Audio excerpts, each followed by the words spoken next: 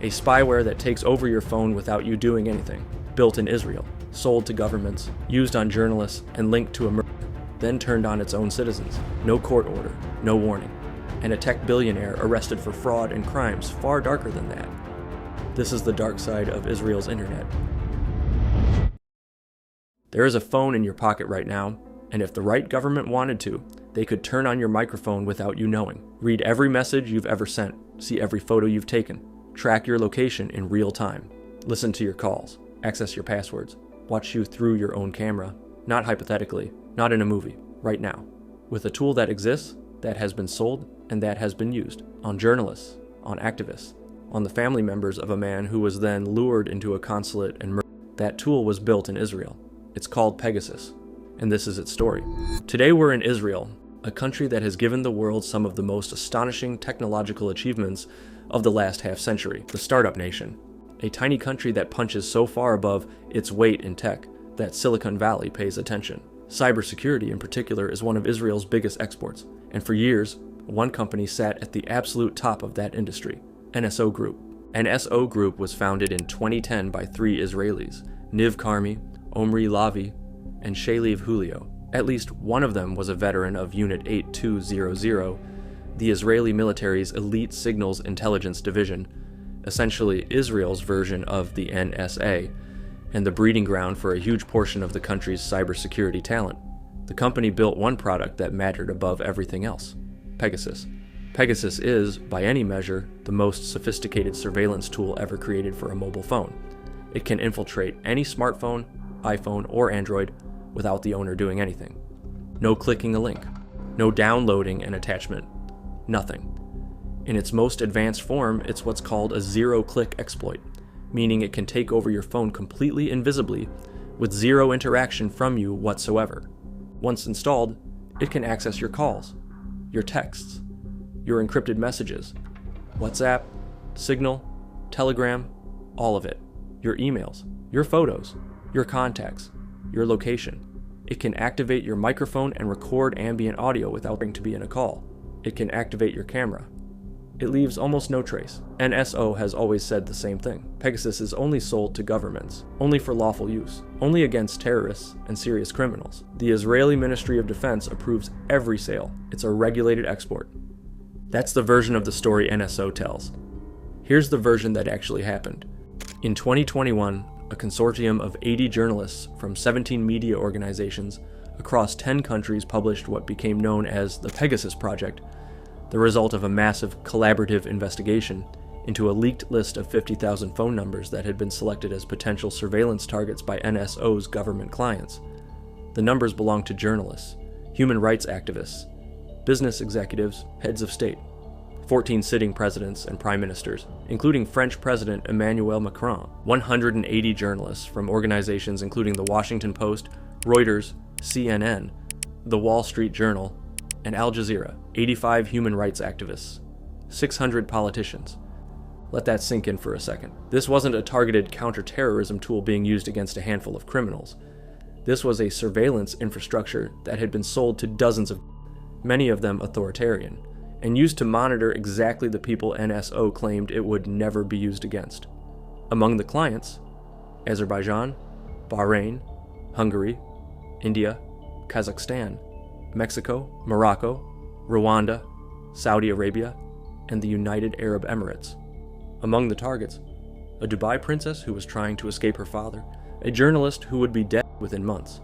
Jamal Khashoggi was a Saudi journalist, a Washington Post columnist, and one of the most prominent critics of the Saudi government, and Crown Prince Mohammed bin Salman. He was not a criminal. He was not a terrorist.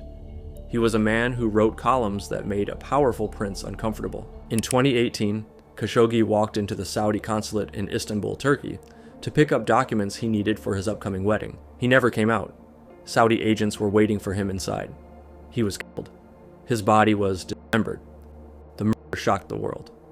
Intelligence agencies quickly concluded that the operation had been ordered from the highest levels of the Saudi government.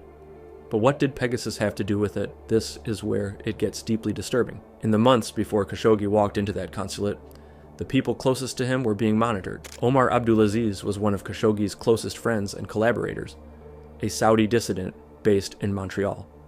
The two men spoke frequently, using what they believed were secure channels, about their plans for a social media campaign critical of the Saudi government. According to forensic analysis by Citizen Lab, Abdulaziz's phone had been infected with Pegasus. Saudi Arabia was almost certainly the client. Those private conversations are about strategies, about sources, about Khashoggi's plans, were being read in real time by the people they were talking about. Abdulaziz later said publicly that he believed the hacking of his phone directly contributed to the decision to kill Khashoggi. He filed a lawsuit against NSO in Israel. In court papers, his lawyers argued the surveillance contributed in a significant manner to the decision to murder Mr. Khashoggi. But it didn't stop there. Forensic analysis found that Pegasus had been used to target Khashoggi's wife, Hanan Elater, months before his death, while she was being held and questioned by UAE authorities. The phone of his fiancée, Hatice Cengiz, the woman who waited outside the consulate while he went inside, was successfully breached just days after the murder, 5 more times in the following days, as if someone was trying to find out what she knew, who she was talking to, what she was planning to say. NSO has consistently denied that its technology was used against Khashoggi himself, and denies any connection to his murder. The company says it cannot control how sovereign governments use its products. That's technically true, and it tells you almost everything you need to know about the problem. Because here's the fundamental issue at the heart of the Pegasus story. When you build the world's most powerful surveillance weapon and sell it to governments with limited oversight, you don't get to act surprised when it gets used as a weapon. NSO sold to regimes that the world already knew were surveilling, imprisoning, and killing journalists and dissidents. They knew their clients' records. They approved the sales anyway. The Israeli Ministry of Defense approved the sales. This was not negligence. It was a business model. The Pegasus Project investigation revealed that NSO's technology had been used against civil society in country after country. Mexico used it against journalists investigating government corruption. Azerbaijan used it against investigative reporters. India used it against opposition politicians. Rwanda used it against Paul Rusesabagina, the man the film Hotel Rwanda was based on. In response to all of this, the Biden administration blacklisted NSO Group in November 2021, barring American companies from doing business with them. Apple sued NSO. WhatsApp sued NSO. The Israeli government conducted an internal review and tightened its export licensing, reducing the number of countries it would approve Pegasus sales to from 102 down to 37. 37 countries. That's still a lot of governments with the ability to tap any phone in the world. NSO Group, meanwhile, has faced financial difficulties and restructuring. Pegasus is still out there, and the governments that used it against journalists and activists are still using the data they collected. Jamal Khashoggi's murderers have never faced meaningful accountability. The Pegasus story is many things at once. It's a story about what happens when a nation's technological genius meets its geopolitical interests and its willingness to look the other way. It's a story about the global surveillance industry that operates largely out of sight, selling capabilities that no private citizen would ever agree to if they understood what was happening. And it's a story about the internet, specifically about the way encrypted messaging, the technology that was supposed to protect us, became the very thing that made surveillance profitable. Because if everyone's conversations were unencrypted and easy to read, there would be no market for Pegasus. The whole business model depends on the existence of WhatsApp and Signal and iMessage, and the ability to circumvent them for the right price. Israel built the startup nation, and somewhere along the way, the startup nation started exporting something darker than anyone wanted to admit. Now, what happens when that same weapon gets turned inward? When the government that approved Pegasus's sale to dozens of foreign regimes decides to use it at home? That's where we're going next, and it's closer to home than you'd think. So we just established what Pegasus is, the most powerful phone surveillance tool ever built, sold by an Israeli company to governments around the world, supposedly only for fighting terrorism and serious crime, used against journalists, used against activists, used in the orbit of a murder. Every single sale by the Israeli government itself. Now here's the question that should have occurred to everyone from the start. If the Israeli government was signing off on selling this weapon to authoritarian regimes abroad, what was stopping them from using it at home? The answer, it turned out, was nothing. In January 2022, the Israeli newspaper Calcalus published a bombshell investigation. Israeli police had been using Pegasus, The same spyware NSO insisted was only for fighting terrorists, to secretly hack the phones of Israeli citizens, not foreign enemies, not criminal organizations, Israeli citizens, without judicial oversight, without court, without the legal authorizations that Israeli law explicitly requires for phone surveillance. The story broke like a grenade into Israeli public life. Let's understand what without court orders means in this context, because it matters enormously. In Israel, as in most democracies, phone surveillance requires a judge to sign off. The police have to present evidence, make a case, demonstrate that the surveillance is necessary and proportionate. It's a check on state power. It's the thing that's supposed to prevent governments from becoming surveillance states. Pegasus let the police skip all of that, because Pegasus doesn't look like a wiretap. It doesn't show up in the system that judges approve. It's a hack, a covert infiltration. And if nobody is watching you do it, if there's no paper trail, no judicial process, no oversight mechanism that even knows the capability exists, you can use it on whoever you want. And that's exactly what happened. According to Calculist's investigation, the targets of the unauthorized surveillance were not terrorists. They were not serious criminals. They were people who had one thing in common. They posed a political or social challenge to those in power. Among those allegedly targeted, leaders of the Black Flag movement, the protest movement that organized massive street demonstrations across Israel, demanding the resignation of then Prime Minister Benjamin Netanyahu, who was facing serious corruption charges. The irony is almost too much. A prime minister under criminal investigation, whose government's police force was allegedly using illegal surveillance against the people protesting for his removal. Also allegedly targeted, anti-LGBTQ activists, mayors, other political figures, and civic leaders. People who weren't suspected of crimes. People who were just inconvenient. The reaction in Israel was immediate and furious. Opposition politicians called it a staggering violation of democracy. The Association for Civil Rights in Israel called for an immediate investigation. The public security minister at the time tweeted that police cannot wiretap or hack without a judge's approval, and then announced he would be seeking greater oversight, which itself implied the oversight hadn't existed. The Israeli police chief initially refused to confirm or deny whether Pegasus had been used. Later responses tried to walk back the most alarming details, but the damage was done. The investigation was out there, and it kept growing. What made this case especially ugly was the context. NSO Group had always defended its existence partly by pointing to Israel's oversight. The government approves every sale. Israel is a democracy. There are controls. It's not like selling this to a random dictatorship. That was the argument. But if the Israeli police themselves were using Pegasus on Israeli citizens without court orders, using the same technology the same Israeli government had just approved for export to Rwanda and Saudi Arabia, then the entire framework of responsible use collapsed. You can't argue that your oversight system is trustworthy when the overseers are the ones abusing the tool. A government-commissioned inquiry was launched. The probe was conducted by retired Judge K.M. Wiseman, and his findings confirmed the core of what Calculist had reported, that police had indeed used Pegasus against Israeli citizens in ways that went beyond their legal authority, and without adequate judicial supervision. The inquiry found that the legal framework in Israel had simply not kept pace with the technology.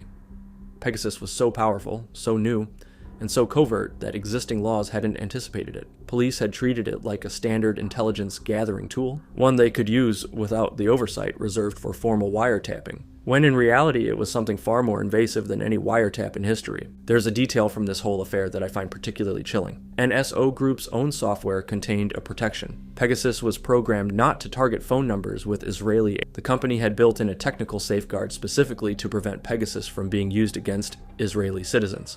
But police got around it. They used a different version of the software or routed surveillance through technical workarounds.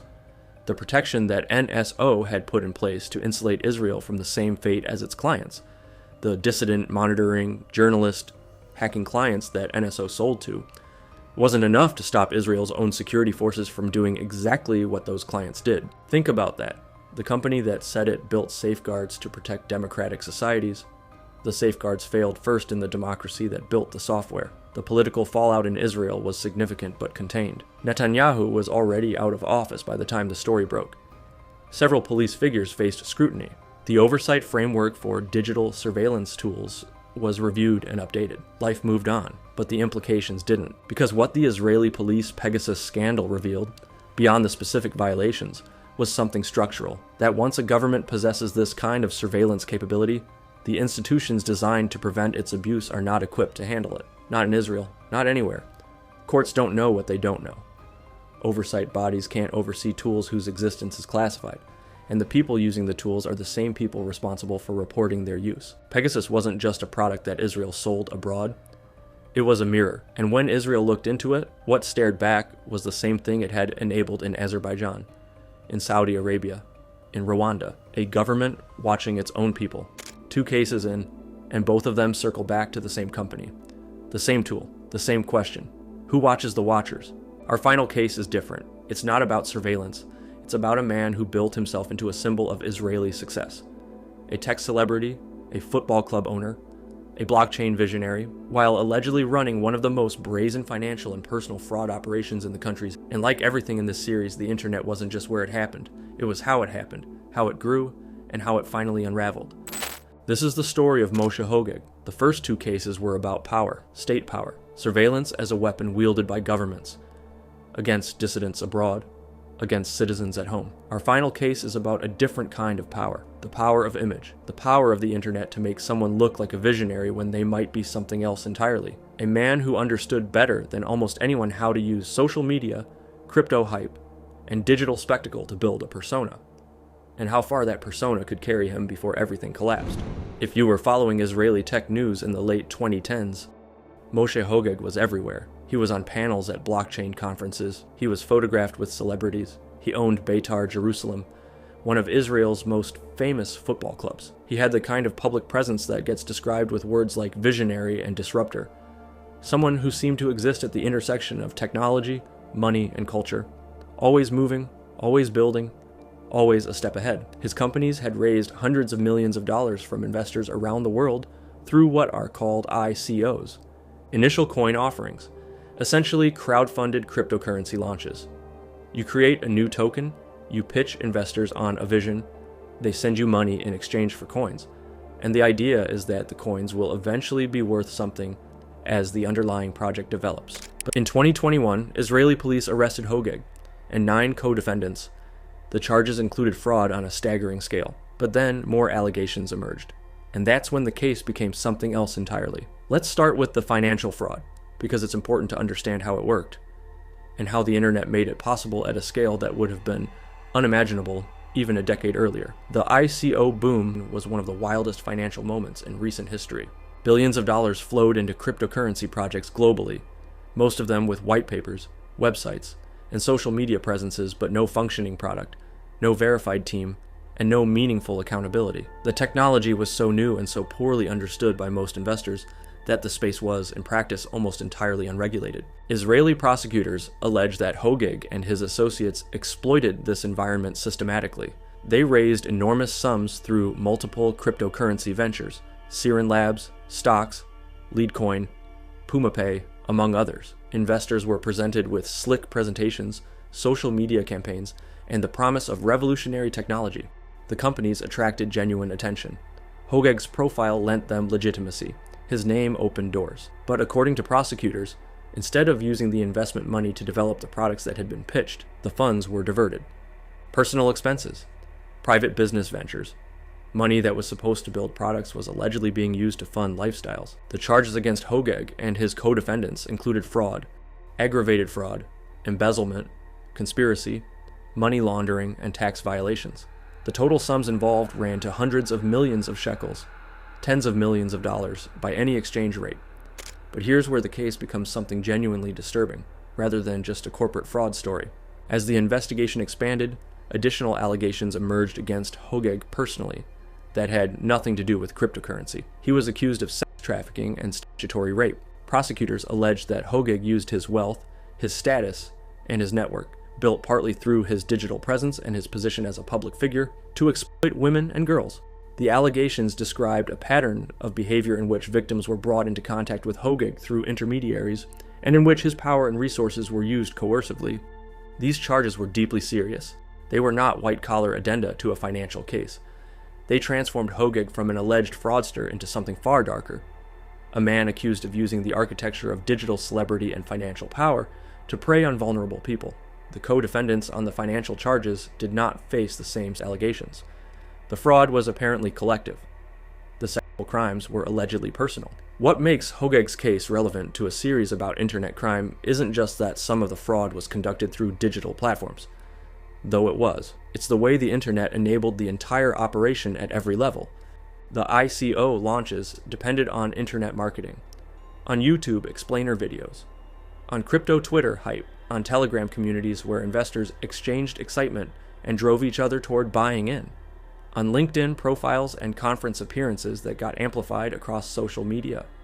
Without the internet's ability to create spectacle, to broadcast credibility, to connect investors in London and Seoul and New York to a project based in Tel Aviv, none of the alleged fundraising would have been possible at the scale it reached. And the celebrity persona that gave it all legitimacy was itself an internet construction. Hogeg's image as a visionary was maintained through carefully managed social media presence, through event appearances that generated shareable photos and clips, through the kind of rolling digital visibility that makes a person seem important before anyone has actually verified whether they've built anything real.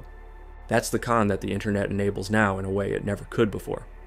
Not just financial fraud, identity fraud, image fraud, the ability to become, through the sheer accumulation of digital presence, someone that investors trust with their money and victims trust with their safety. The case against Hogeg has moved slowly through the Israeli court system.